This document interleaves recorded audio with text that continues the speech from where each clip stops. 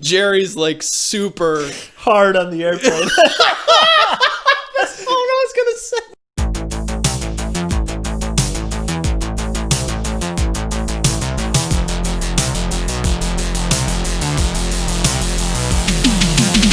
Disclaimer. You have been warned. The last thing we all need right now is another podcast from two 20-year-olds who think they got all the answers. We're serious. The name of this podcast is for real, so continue at your own discretion. If you listen to this episode, you'll be doing it against our consideration. And if you find yourself asking, who cares about this? Go ahead and stop listening, because the answer is no one. I do not think the majority of comedians, professional or otherwise, are even funny. There are very few. What? Dude. Wait, what do you mean? Okay, all right. Yeah, okay, hold on. What do you mean? So, like they're not a funny person if you hung out with them? No, they're not funny in their specials. Okay. I am like, there's no. Some people watch a special and go and like chuckle, you know, like it's not laugh out loud funny. Yeah. So for me, that's unfunny. Like I don't laugh at that stuff, and I will only die laughing at the hilarious shit. And there are a handful of comedians to me, and I'm not being a snob or anything. I just don't like it if it doesn't kill me, right? So someone like Joe Rogan, like his stand-up is out there, and you could watch it. It'll make you chuckle, but I don't think it's funny. Someone like Chris D'Elia, you know, I mean, I know it's all down the drain now for him. He's fucking done. But even if he did it or not, he's done. I didn't find him very funny. And I know you're like, oh, watch his new one. Listen, I'm sure I would have watched it and chuckled, but I would never consider that funny. Patrice O'Neal is hilarious. He's dead. He's hilarious. He's hilarious, and he's not even alive right now. Right. Dave Chappelle, hilarious, always making me laugh. Yeah, he's a genius.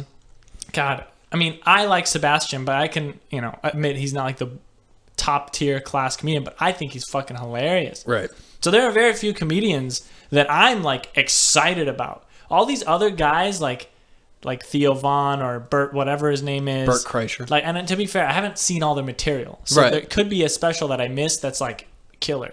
Like, have you seen their specials or just like see them on podcasts and stuff? Well, I've seen parts of their specials, but they never gripped me. Mm-hmm. Like, there's something about a comedian that can make you laugh and also pull you into their narrative. Right. Yeah. No, I mean, I feel like I'm the same way. Like I've listened to so many comedians that I just have a vast, like palette for comedy that I mean, I feel like the same way. If I watch a stand-up and they don't grip me, like if I don't feel like I'm pulled into to their bit or their stand-up, then I'll just not watch it. And that's because I've watched so many. I feel like it's not because they're not funny. Like they have an audience of people that they were able to make laugh. You are so right. And in this moment, I just realized why I don't like specials for many comedians. Mm-hmm. It's because that form of entertainment, I do not believe is at its best watched on a television. No. Yeah. Like you have to be astronomically good. Being like with them is very, very different. Remember when we went to see Mark Maron, like freshman year? Yeah, I dragged you to go see Mark Maron. Right, because I was an asshole and I didn't want to do anything that was fun. But that was probably way more funny because we were there. Yeah. And if I'd seen it on a television screen, I'd be like, that's okay. Right. And that's another thing too, is like the aspect of putting a special together in a way that still registers, that it still comes across as funny, because you can fuck it up by filming it wrong. Like even that can throw the barometers off of it, and it doesn't correlate. Like I think it was in high school that I realized this. The albums that I loved the most from stand-up comedians, I started to realize I liked the ones where they were just starting out, because all of those albums sounded like they were in like a club, like with only 50 people. So you were there with them. It was very intimate. Yeah. And so it was a lot funnier because I felt like I was just listening to somebody riff, it didn't sound like a rehearsed act, like a theatrical performance. Like it just kind of sounded like hanging out with somebody and they were hilarious. Yep. Whereas when you're watching a performed thing, right, and it's very done up and there's a spectacle about it, you can kind of get lost in that, and then it stops seeming like you lose like the spontaneousness of it. Right. And this is a personal taste thing for me with comedy. I love the humor that is the saddest ones. Mm-hmm. Like, you know, Dave Chappelle is a guy who talks about some of the most heinous shit in his stand-up, like extreme racism to the 10th degree, and like just how terrible America's been for African Americans, for black folks. That shit's fucking hilarious. And it's hilarious. Right. It's not funny that the bad things happened, but it's funny that someone like Dave can go up there and do his thing and be like, look at all this shit. And we all laugh. And here's how you know it's true. It's because we're laughing at it. You don't laugh at something that's like not real. Mm-hmm. Do you know what I mean? Yeah. Or like it's a biological response. Yeah, like Cat Williams was the same thing. I mean, he would talk about getting arrested, people getting shot. I mean, dude, that's just not funny. Right. If you get arrested, you're not like And those two guys aren't even the darkest comedians you can find. No, totally. Because I've thought the same thing when I was in like 18 or whatever. I started looking into like I looked for the darkest comedy I could find because I thought it was hilarious. Like people like Doug Stanhope or what's his name, Todd Barry, I think.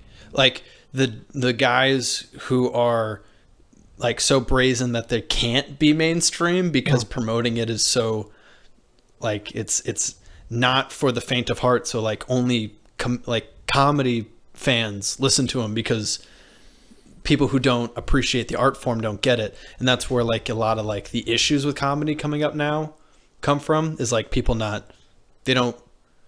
medium itself is changing and people are responding to it in ways that it wasn't originally created in. So you get this like conflict there. Yeah, I listen, I don't want to be an old guy. I'm not an old man. I'm not just going to be like, oh, I liked it back when it was older.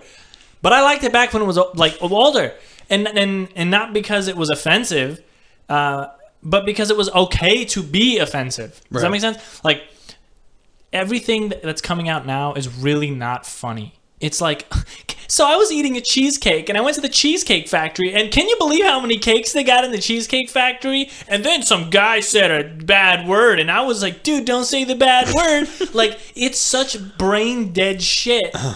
And there's no thought behind it. But to have any thought, right? To have any like serious thing to say, you have to ruffle feathers. Yeah. Like there is no way to do it. If you're talking about something that's worthwhile, you know what I mean? Well, that's where like the wow comes in, right? Like there's the thing with comedy being a biological response. Like it's one of the only things you can do that actually unprovoked, or not unprovoked because it literally is provoked, but like it's involuntary. Like the response, you don't have to do anything to get, like it happens on its own when the substance is put out there. Like you don't automatically pull response from film. Like there's silence and there's but that's the thing, is like you don't get another art form that creates a response like that anywhere else. It doesn't exist. Like a physical response. There's a study done that I've heard about from a stand-up comedian on another podcast who talked about how laughter, right? They studied the sound of laughter and they slowed it down and compared it with chimp noises, right? So so the laughter that was like real laughter, like someone actually laughing, not fake laughing, that laughter slowed down sounded like monkey noises. Like it sounded barbaric and like animalistic. Like it was guttural and weird. But the fake laugh, like the like a polite laugh, like you laugh at things that aren't funny. Yeah. So that slowed down sounds like fake laughing. Like it sounds like ha ha ha ha. Like it doesn't, you can't fake it, which is interesting because that that shows you how important like laughter is to cueing in on somebody's authenticity. Like if someone's not being truthful, you can hear it. Like if they're laughing and you don't feel like it's real, you can hear that because it's not the same sound, and then you don't trust them as much, which is important when you're in like the wilderness and you're like a bunch of animals trying to like literally fend for your lives. Don't trust your laughter. You need to know who to trust. And if a laugh can cue you in on that, then that's important to be able to notice the distinction between someone who's just fucking trying to be nice and somebody who actually thinks that what you said was funny. Yeah. Well, the real thing is people aren't fun anymore. Like, we really aren't fun. What? And this is something my mom had to like explain to me. Not that she didn't explain that people aren't fun. She explained to me that the way I am, like naturally, I had to tone down. Your mom said that? Well, yeah, 100%. Because in high school, right? When you were in like how well, old? like high school and freshman year of college, like I really, that was like my essence. Wow. When you experienced, and it was, I liked saying borderline offensive things because what fun is the world? Yeah. You know, if you can't prod people. And I'm not, I'm not saying right. I'm sadistic and I want to hurt people. Sure. But prodding is fun. Like, and when people get bothered, their immediate response naturally is to distance themselves from the thing that's bothering them. Right. I was that thing. Yeah. Right? That's the line thing. I was the guy that was saying shit because I thought it was fun, and everyone's like, oh, that kind of, like, that hurt my feelings. So I'm going to not hang out with this dude. And they're right. I'm not saying they're wrong. So then my mom had to be like, listen. Listen. You're really starting to upset people. You need to stop. Well, my mom said this, like, if you treat people like this, they're not going to still be your friends. Sure. She said that to me in middle school. I had this friend, Devin. He was a sweet guy, really good friend. I fucked with this kid all the time because it was fun. Not like mean, right? But just little things. And over time, those little things like built what? up. Like, all right, I'll give you an example. All right. So this one's a big thing, but it was one of the only big things.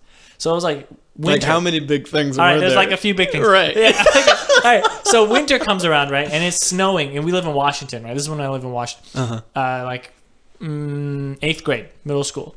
And we have a snow day. And I'm like, oh, Devin's my best friend. So I'm like, Devin, I'm coming over. We're going to hang out in the snow and do snow boy shit. You know? So I go to his house, and we have a good time. And he's always been nice. But that's the thing. I was telling you, when someone shows vulnerability, people jump on that. Well, I'm the guy. Yes, it is 100% true. Someone will jump on it. Okay, sure. Yes. All right. Yeah. It's natural for not everybody. Okay, yeah, not everyone's gonna fucking kill the guy. So we were playing a snowball fight, and he hits me in the face, but like by accident. With a snowball. By accident, yeah. He was aiming, but it like hit my face. Right. My immediate response was how close was he? Pretty far away. So he kind of just lobbed it. Yeah, at and you? it hit my face. Right. So it's like an accident. Yeah, it was an accident. Now, I make the hardest snowball. Did you realize, can you remember if you thought it was an accident or not? I definitely only thought, ow, my face. Like, I didn't even consider whether this was an accident or on purpose. Okay. I just knew that he threw the ball. Okay. And he was going to get what's coming. Oh my so God. I made this really hard snowball, and I did not throw it at him. I ran towards him and slammed it into his face. So you basically hit him with a rock. Yeah. Okay. Now, this has almost nothing to do with what we're talking about. You gave no thought to it. Could this be an act? You had to run all the way to him without once being like, maybe this wasn't on purpose. Yeah. So I hit this kid, and his nose just burst into blood. I didn't break it, but he was just bleeding all over the place. Because you hit him in the face. Right. And he like falls to the ground, and that is the moment. And in that moment, I was like, oh shit, why'd I do that? So I had like a big anger problem, A big what? Anger problem. Okay. Like that was obviously, no normal kid does that. I thought you said anal problem. Okay. I was like, I don't know what that has to do with the story. No, it had nothing to do with warts or anything down there. But you're pooping. But I'm pooping. Oh, I'm pooping great now. If someone didn't listen to the last podcast, that does not make any sense. Which they shouldn't have. They definitely shouldn't have. So with the story. Devin is kind of a kid that I think was like a little bit of an angel in my life because I was a dick to everybody in middle school. Especially, did you hit any of them with rocks? I hit some people. With rocks? No, but I hurt some people. But I really did appreciate this kid's friendship because he stuck around. Yeah. For some fucking reason. I don't know if he was just stupid or whatever. But he maintained our friendship. You guys are still friends? Yeah. I mean, I haven't talked to him. I'm sure if we ran into each other, I would. Have you ever apologized? Yeah, I actually did. I actually sent him a Facebook message my sophomore year of college. And I was like, dude, I'm sorry I was a dick to you for 5 years. Mm-hmm. And he was like, it's all right, bro. Thanks. Mm-hmm. Now, here's a way I wasn't a dick to him. But you never opened that up in person or anything? Well, I was already gone by the time. A 5 year. Listen, I did the best I could. Spite. I was in California. With a text message. He was in Washington. It wasn't like. Listen, I know I punched you every day for 5 years. It's but not what happened. I feel really bad about it now. Send. No. There was one time, and he was in band, and he was a snare drum player, and there was another snare drum player named Quentin. Now, this guy was a cocksucker, okay? He would, my friend had a back problem. Which one? Scoliosis, Devin.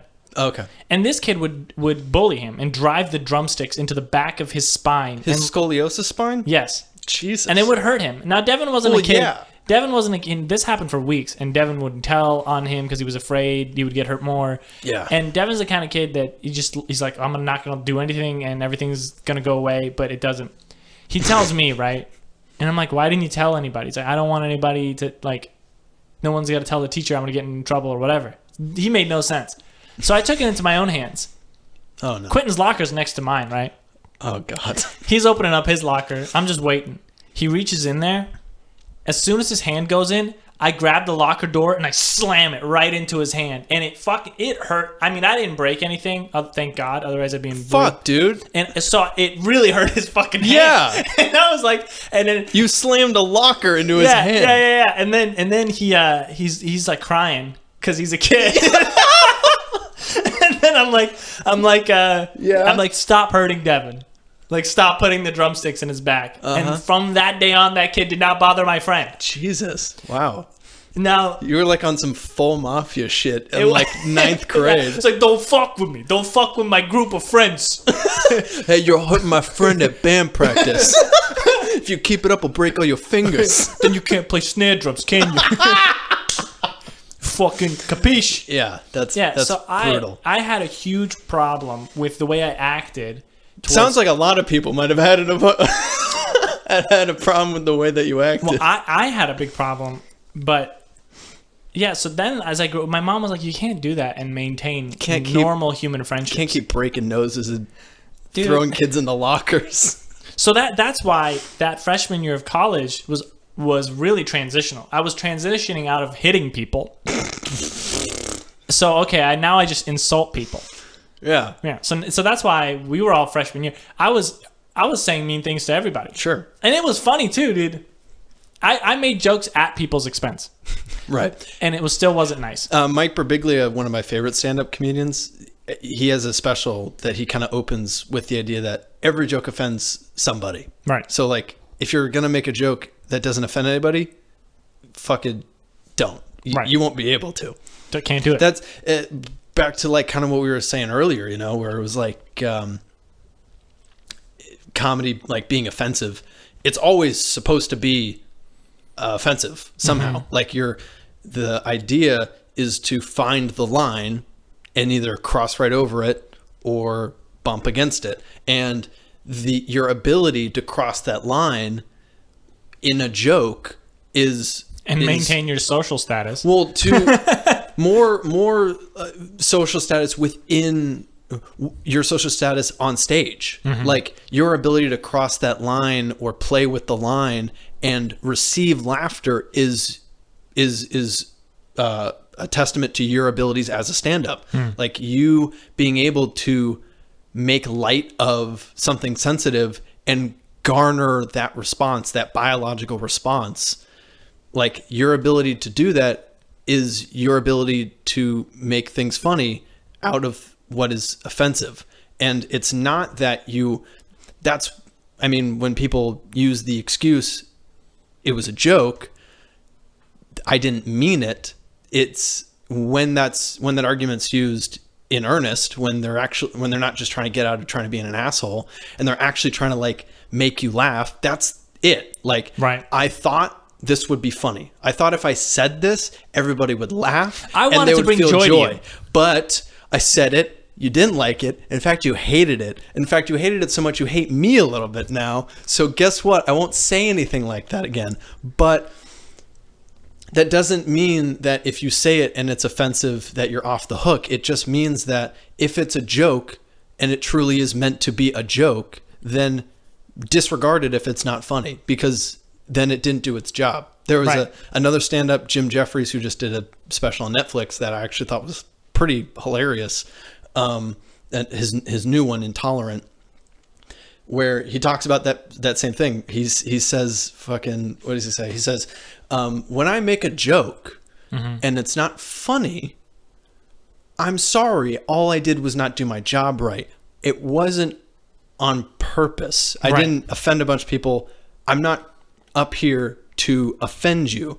When a pilot crashes a plane into the side of a mountain, okay, people don't ask him, why'd you do that? He didn't want to do it. He just failed at his job, and you should reprimand him for that. But he didn't come out here to crash the plane, so you don't come at him like that.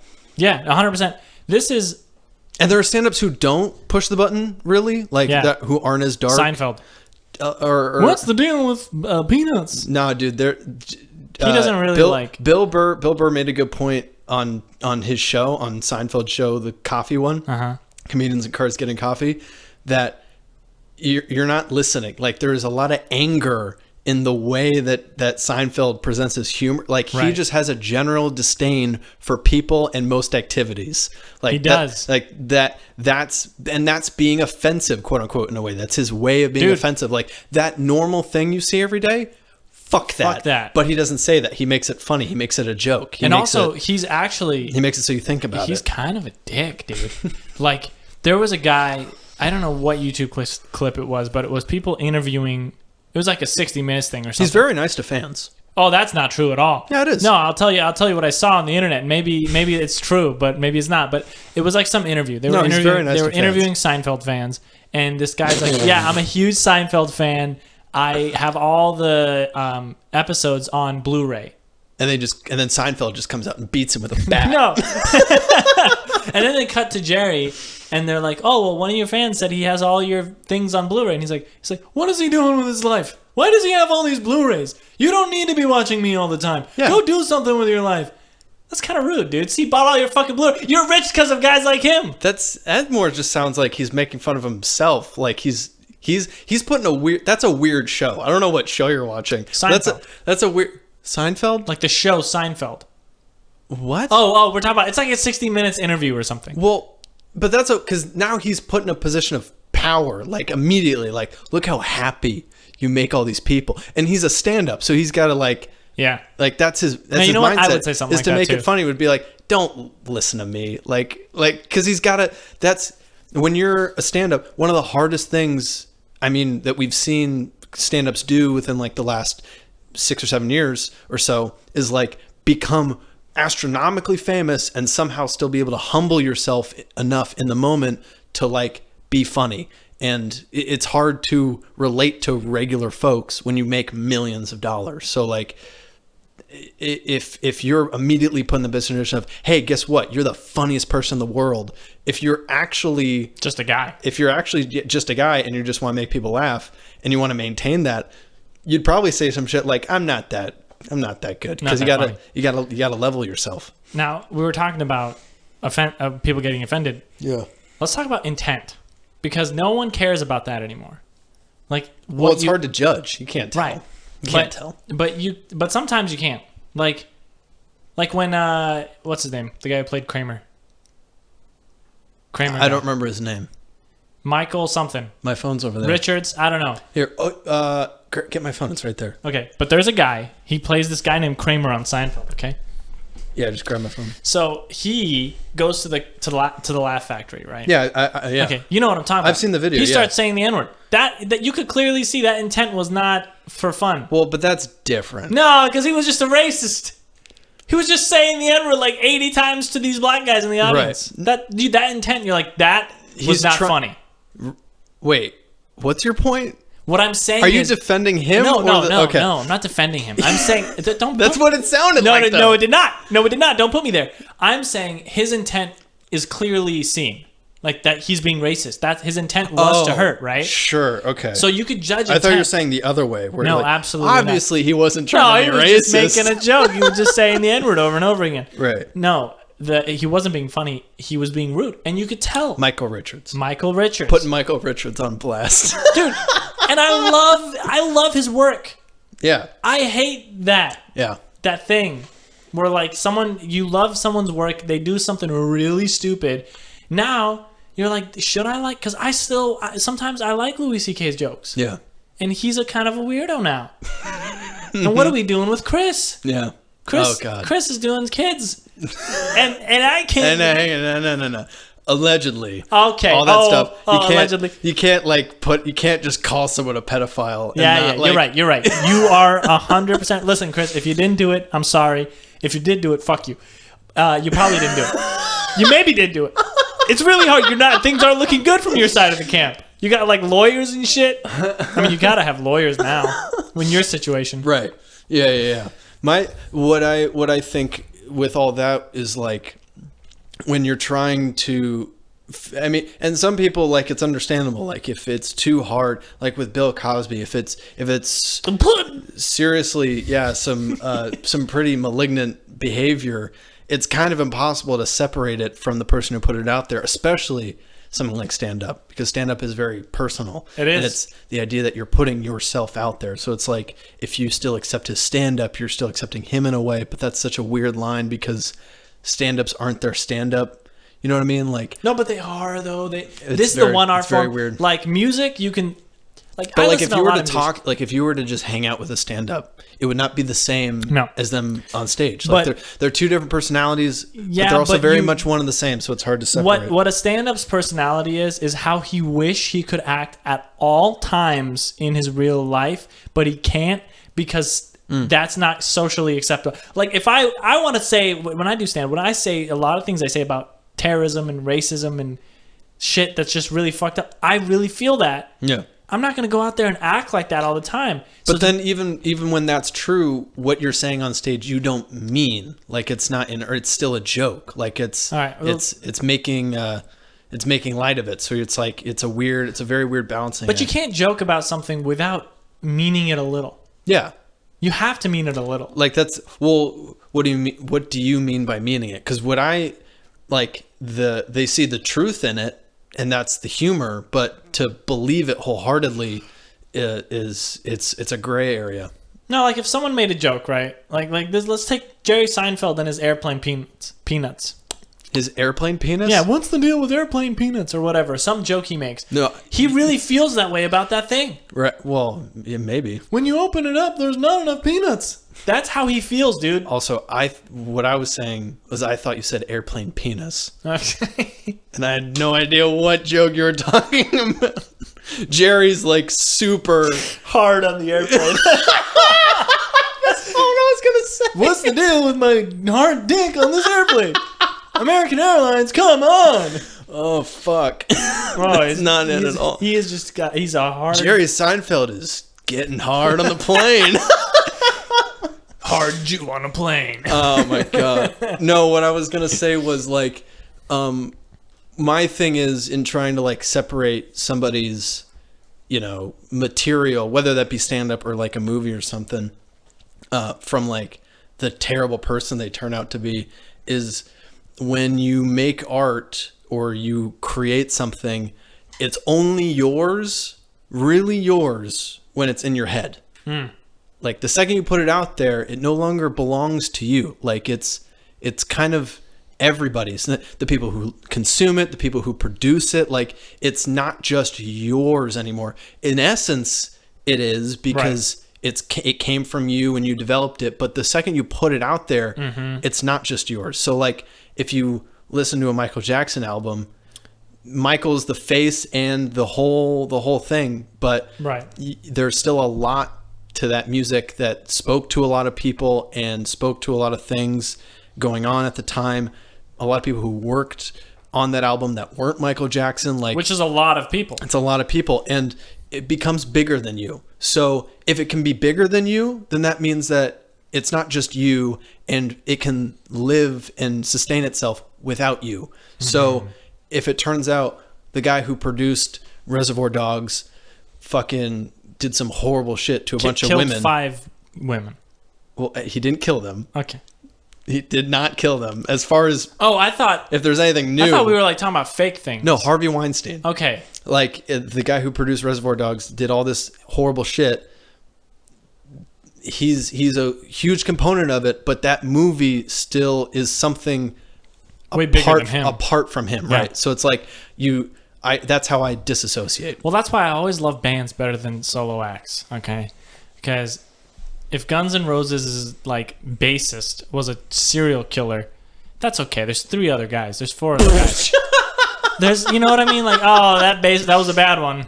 But like the other guys are just complacent. Like we did not know this was going on. We were always in separate rooms and everyone would always go in his room and never leave, but we didn't think anything of it. Yeah. So, I mean, but if like, well, you know, even Michael Jackson, all the things that are alleged to him, like I love his music. Yeah. Dude, fucking whatever. Have you heard Smooth Criminal and Billie Jean and Thriller? I don't care what he did. He's so... Dude, but see, here's the thing. If his music wasn't perfection, I feel like there would be way more... It's beautiful music. It's like the R. Kelly thing, too. People love that, like, those like 1 or 2 R. Kelly songs so fucking much that they're like, he's... Whatever. It's fine. And it's the same thing with Michael. Michael probably did... It's all alleged.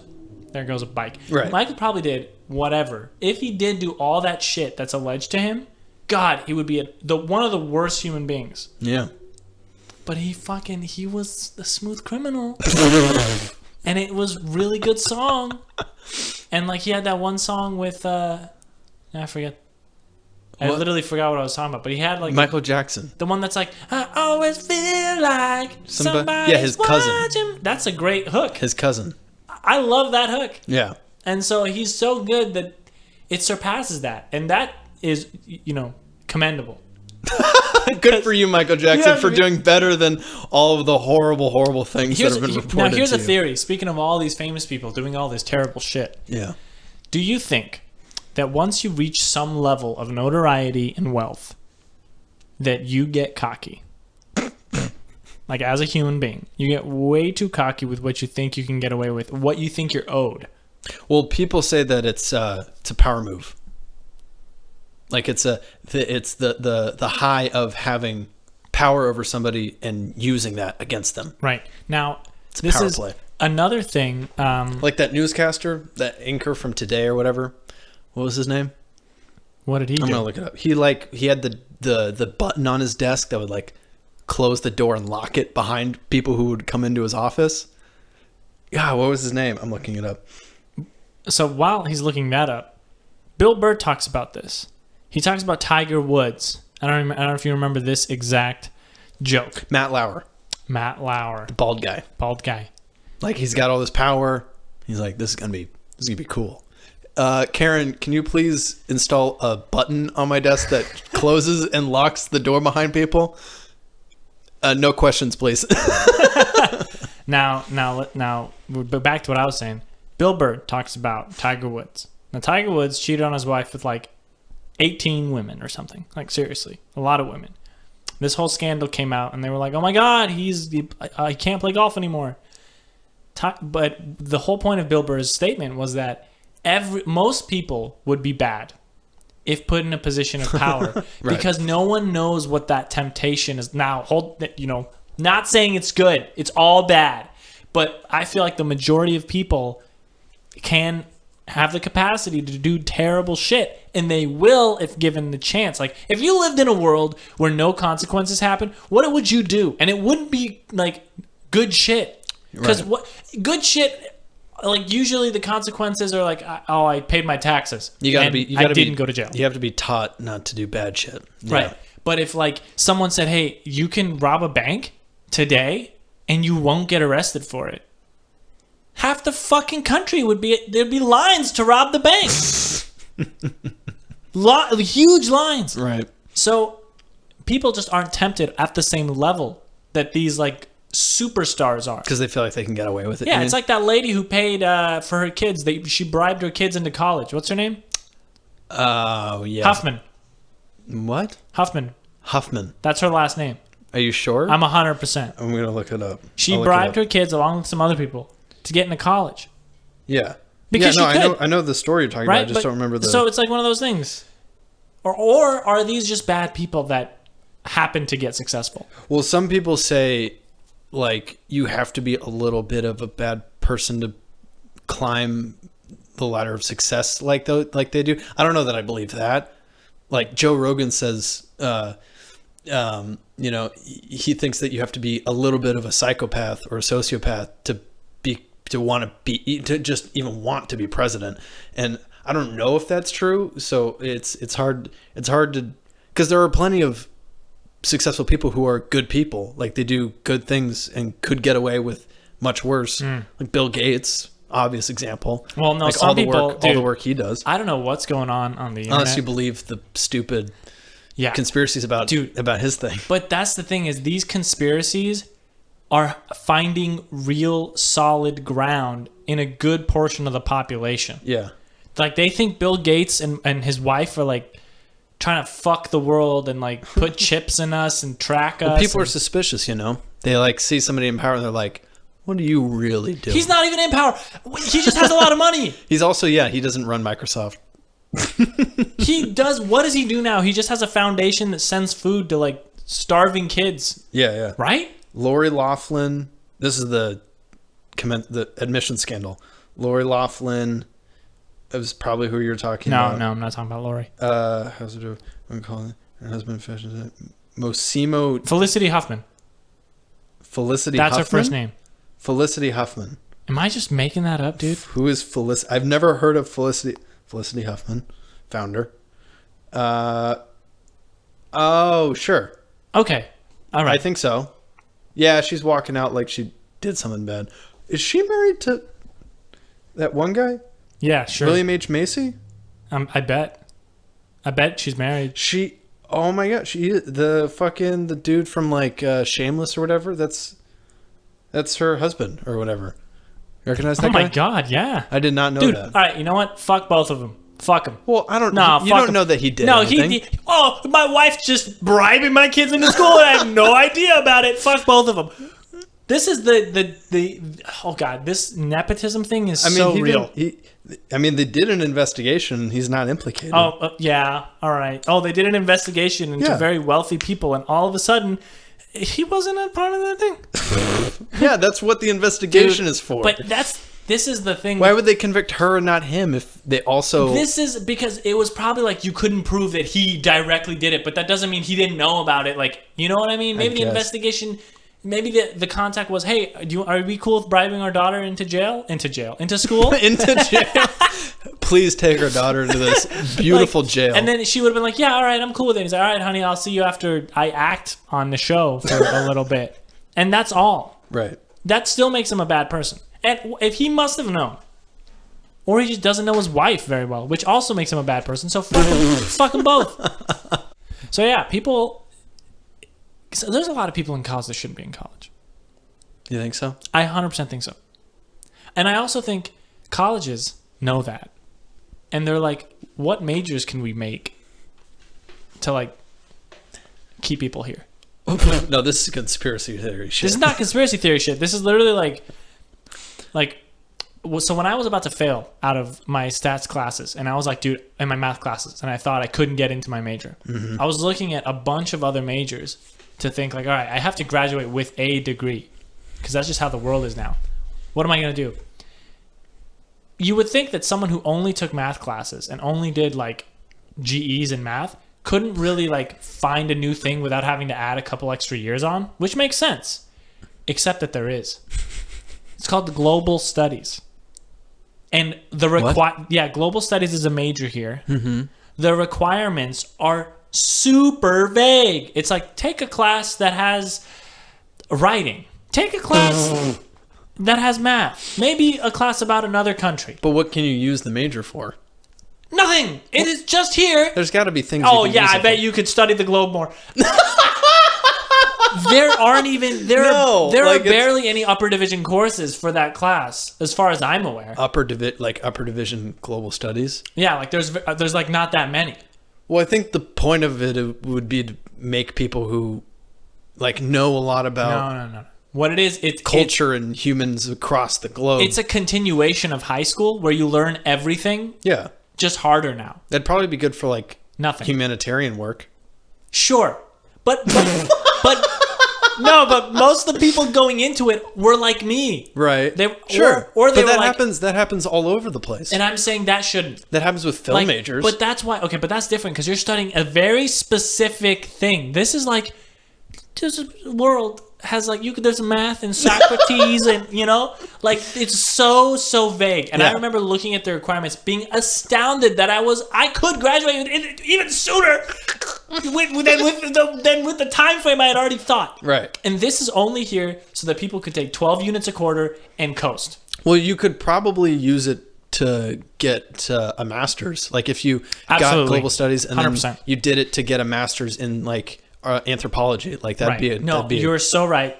This is all I'm not saying none of that isn't feasible, right? But what I am saying is what I'm saying is that is what makes what you're saying a conspiracy theory. It's not based on anything. Any fact or anything. I am spitballing. Any investigation. But I really do believe. I'm just spitballing out here. I think universities are making up majors to keep people paying hundreds of thousands of dollars. Yes, 100%. Hey, completely logical sentence, not based on anything real. You know what?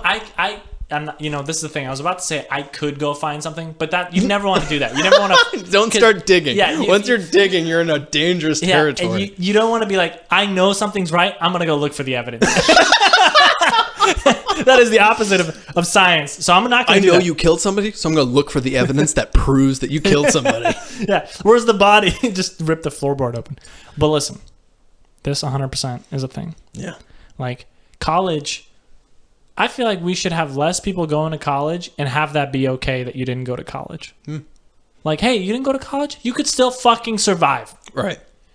I don't know if it's true. I read somewhere that 95% of counties in the United States, if you work a minimum wage job full time, you cannot afford rent. Yeah. Yeah. The fuck? Yeah. And don't give me this shit about you're not supposed to, you get this from people. Yeah, that you're not supposed to be. It's only meant to. It's not meant to be a living wage. It's meant to encourage people to go find a living wage, which doesn't make any sense. Right. That doesn't make. If you're working and you're providing a company with 40 hours of your life, a week, you should have a place to stay and food to eat in this country. I'm running for office. I'm banning global studies and I'm making sure everybody gets food. And I'm not saying that you have to live in luxury. Yeah. Okay. But you gotta have rent. Yeah. A place to stay. Well, I heard a long time ago where the idea of income, like where it originated, like where it came from, was people when they were starting to get jobs in factories. As like the Industrial Revolution was taking off and all that, right? History with honor.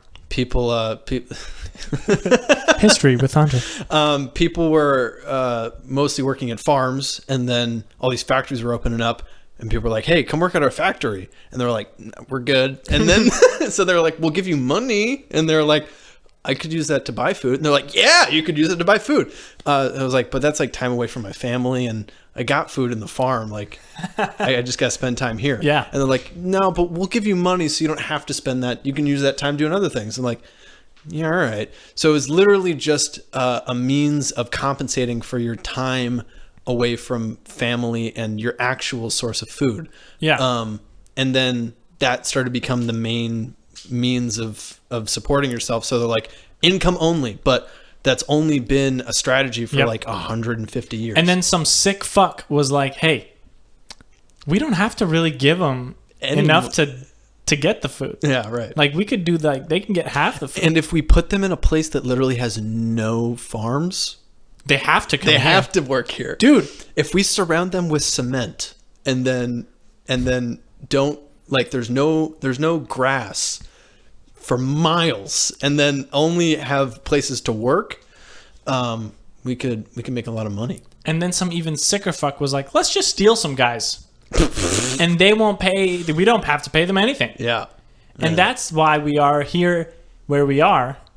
But people act like this is a complicated problem with a complicated solution. It is not.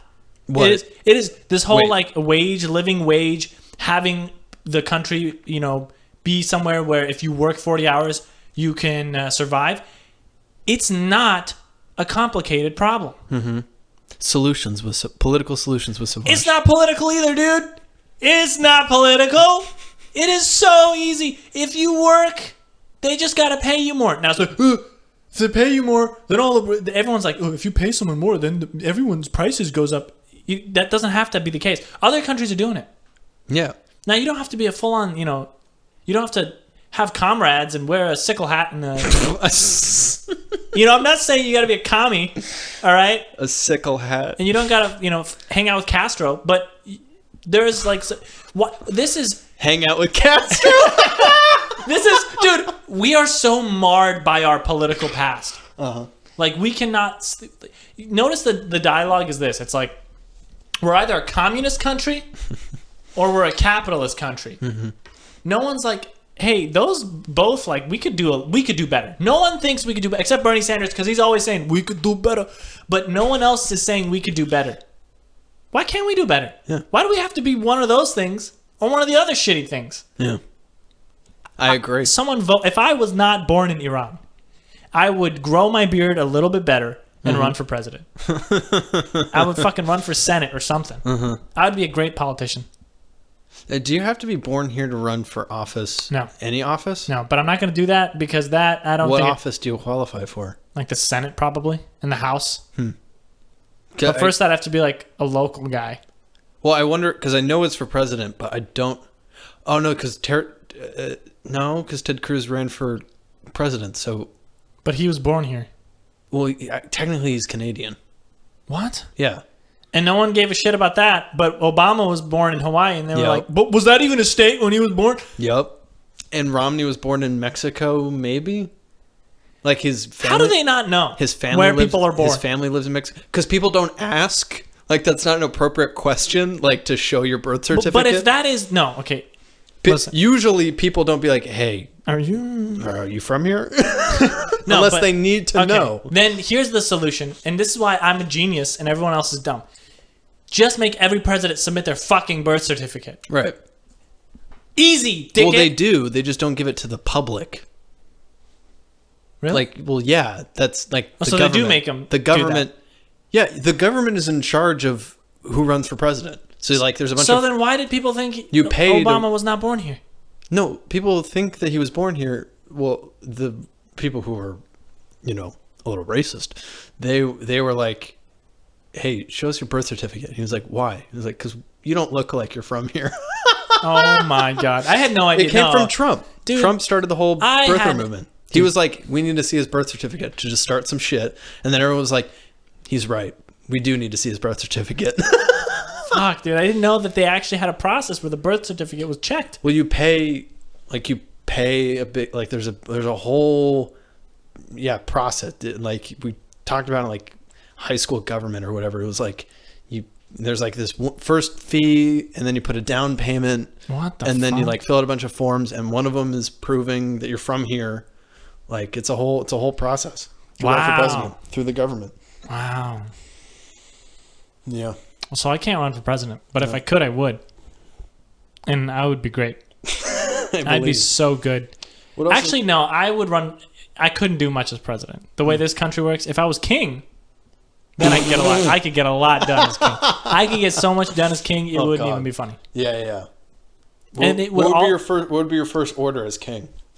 First order as king, like a serious, like a really, like first day as king. What are you doing? Is this like, are you asking seriously what I would do, or is like, oh, what are you doing? Are you gonna make all the bacon yours? Are there two different answers? Yeah, there's like this funny answer, like I would make pineapple on pizza illegal. Like some stupid guy would say that at a party because he thinks it's funny. I think the real answer is going to be the funny answer. Real answer. Real answer. Everyone gets paid a living wage. Okay. You can still make money, like more money. Okay. But everyone gets paid a living wage. Second thing. One thing done. Second thing. No, if you're racist,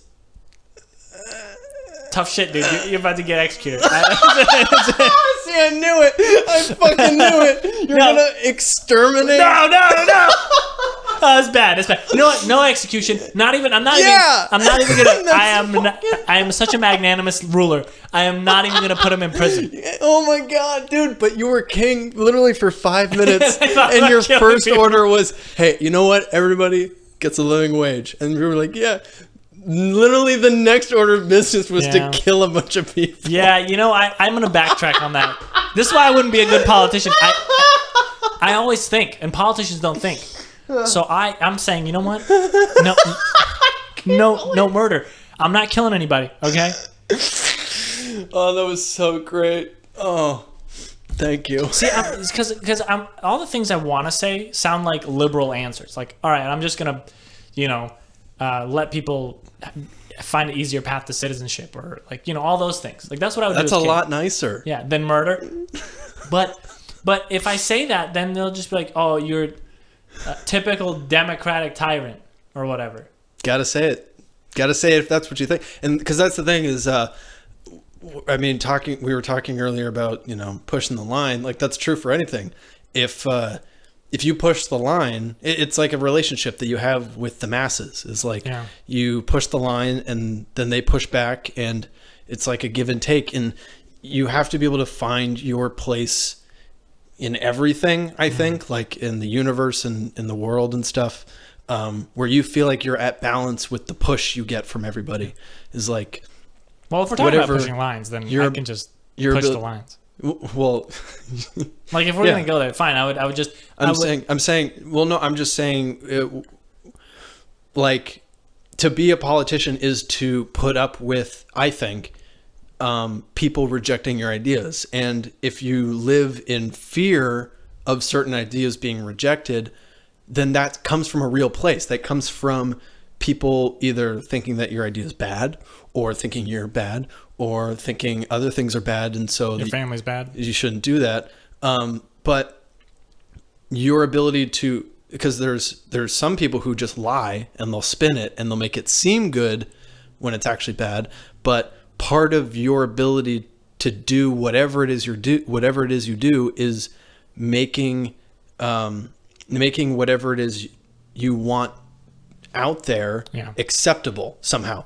And sometimes that just means saying things that are blatantly unacceptable, but being the kind of person who just puts up with that. And, we were talking last time about people who are just consistent. Like that's where that kind of comes from, is like, okay, if you're just the guy who is offensive, then people just kind of put you into that bracket, and then that's the world you live in.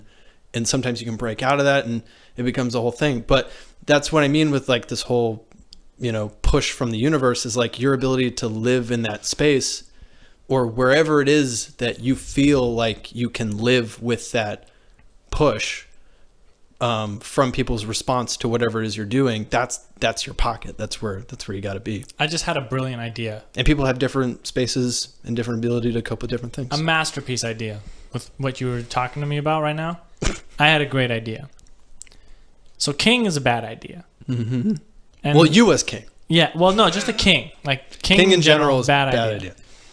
And we thought president. It's like a third of a king. Here's an idea. That's actually very true. We did just kind of make 3 kings. Like we cut up a king into 3 parts. Now, that's very true. Here's a brilliant idea. No, and this is why I'm a genius. And people should pay me for this. and I should be rewarded with like a Medal of Honor or something. Or for this statement right here. Yeah. Everybody fucking buckle your seatbelts, because this is about to be like the most award-winning idea in a single statement anyone's ever put together. This is Savage is like, no one's ever even going to hear this. Like one's you are going to hear it. Like, and I'll tell you what, this is a world-ending idea that will never touch anybody's ears. Nope. But it is a nugget. If you've got it, if you made it this far, you're about to hear it. You're about to find a new this is going on for way too long. Order with this statement right here, right now. Here we go. The executive branch should be 10 guys. Yes, it should be a chamber. The whole purpose. No. It doesn't defeat the purpose. It's kind of like a mini Senate, and that's what the Supreme Court is. No. A new 10 guys. A new 10 guys, and their duties are different, because that's the thing. The duties of each branch is different. The Supreme Court, it fits for like the people who serve it. Right. Like, yes, and the Senate and the Congress do different things. The whole idea of the executive is that you have one person. Like, you don't need to deliberate. You just got the one guy with the one ideas. What's the difference between Congress and House of Representatives? Are they the same thing? The House of Representatives is in Congress.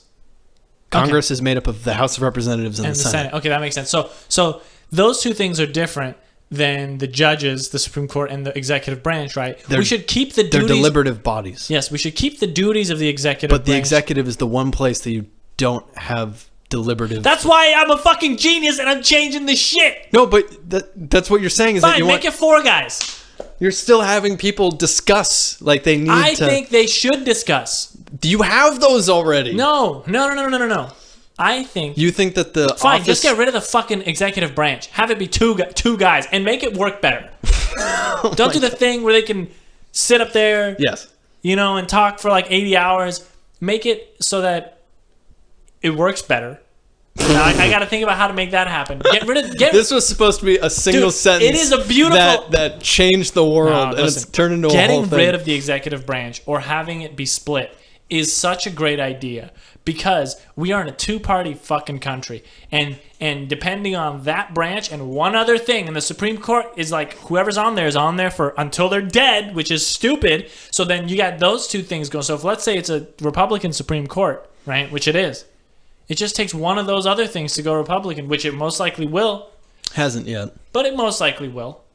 Like with the cases that have been heard by this current Republican Supreme Court have maintained. I don't know. They just took away people's right to pregnancy pills. Pregnancy pills? No, yeah, my God, that was bad.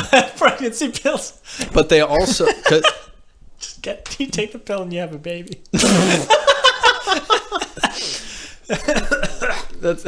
That's kind of what sex is. You take this weird long pill in your vagina. That's not what I meant.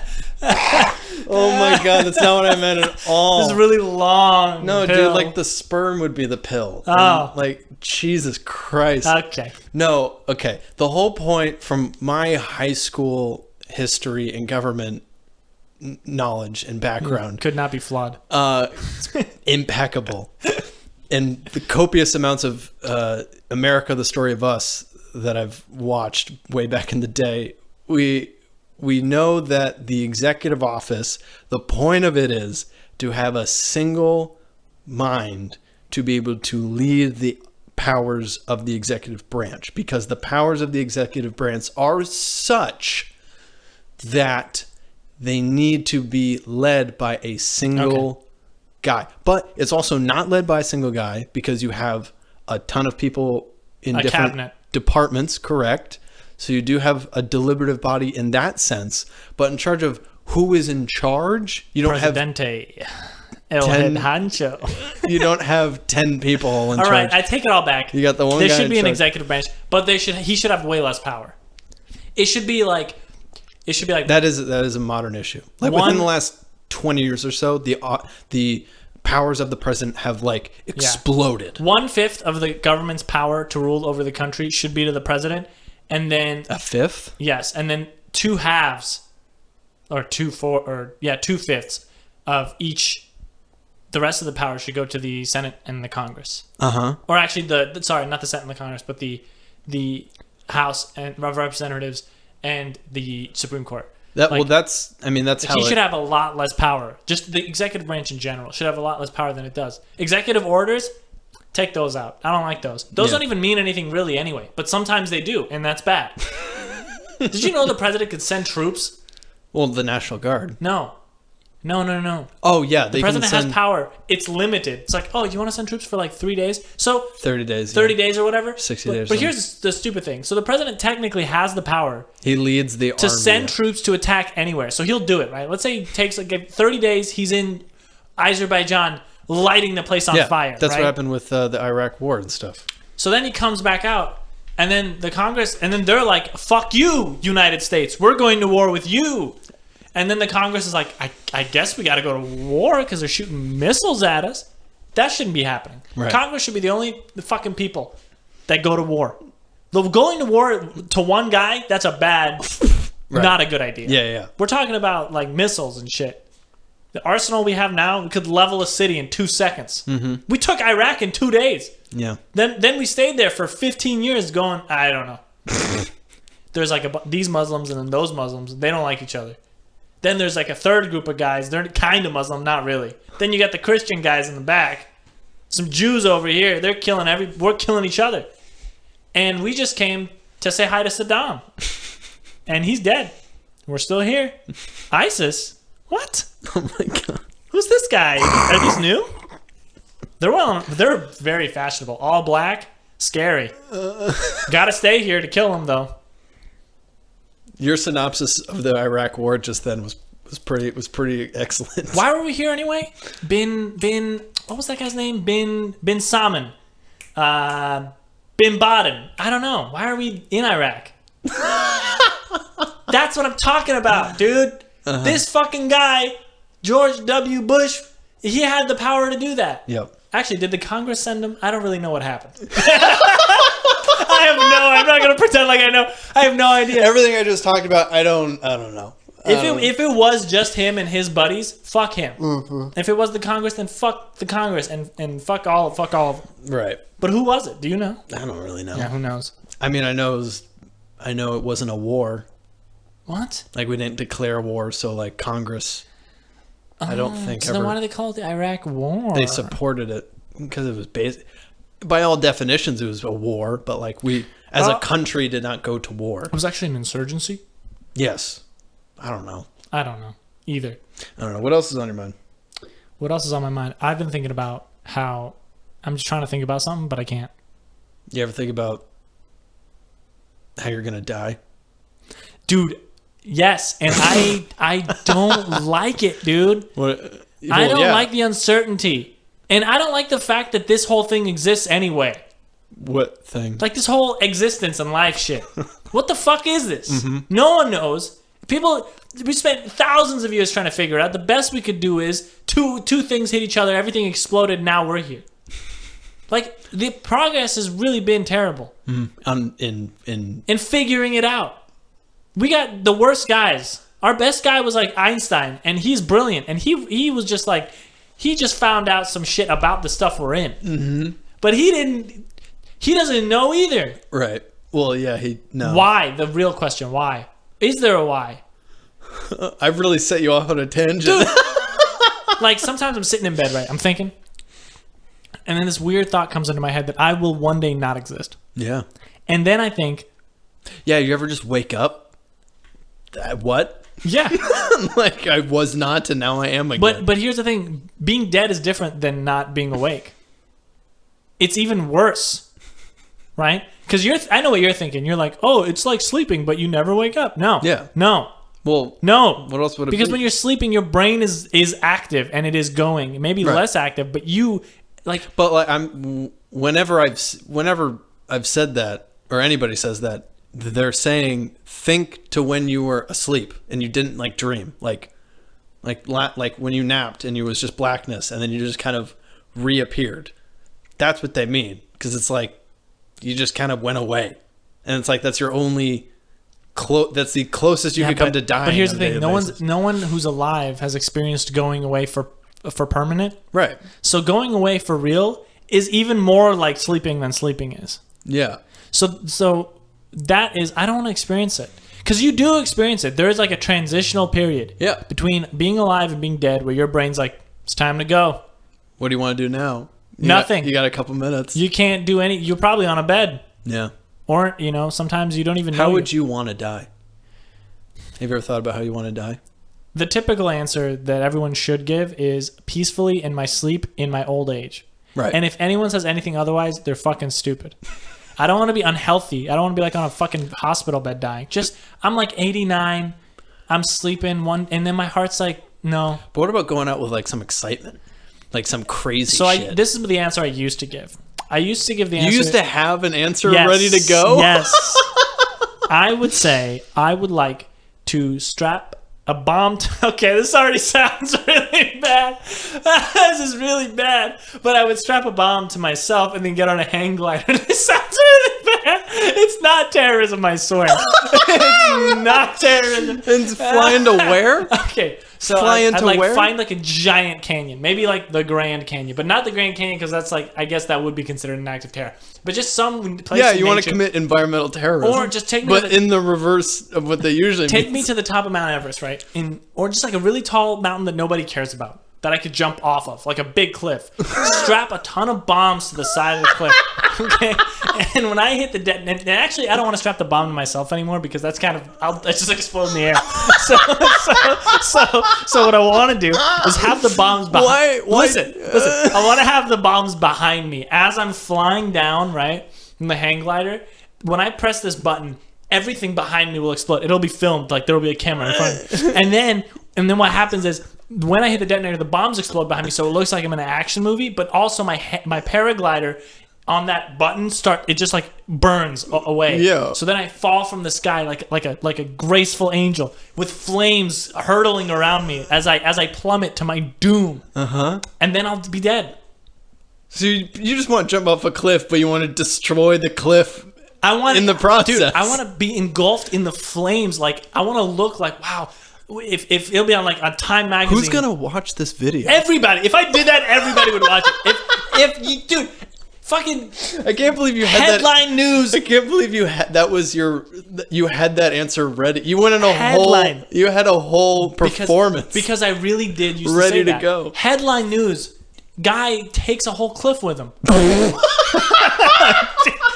You know? Oh my god. Oh my god.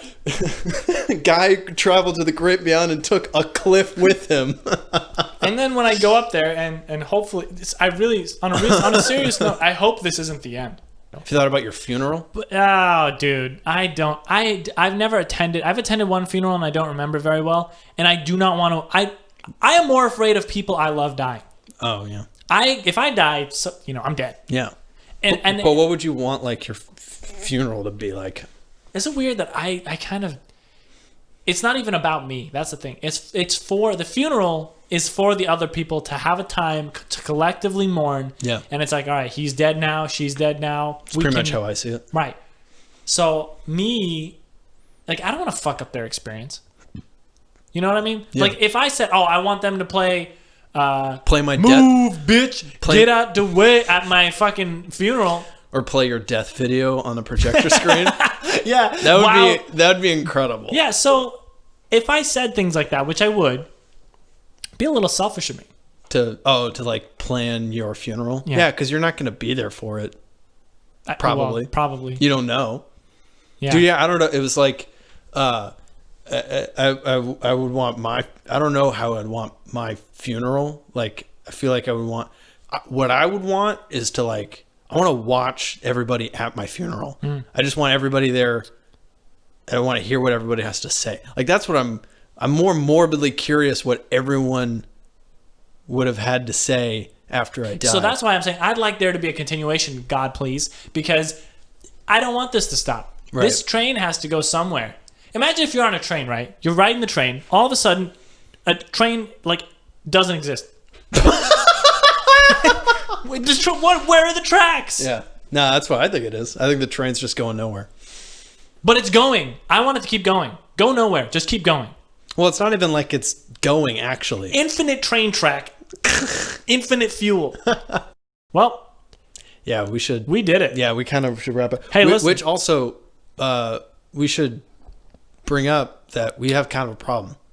Yeah. We had like maybe 40 people listen Oh no. last time.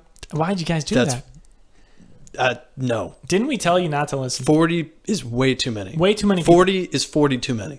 Absolutely, because what is the name of the podcast? It's the Don't Listen to Don't listen to this podcast. So you're so stupid for doing it. If I see you here again, which I won't because I don't see anything. Yeah. Shame This on you. isn't a two-way street. Yeah. All right, well, don't listen to this. Don't listen again. Thanks for coming. Don't come again. Yeah. And if this is your first episode, make it the last. 100%. Bye-bye. See ya. Never come back.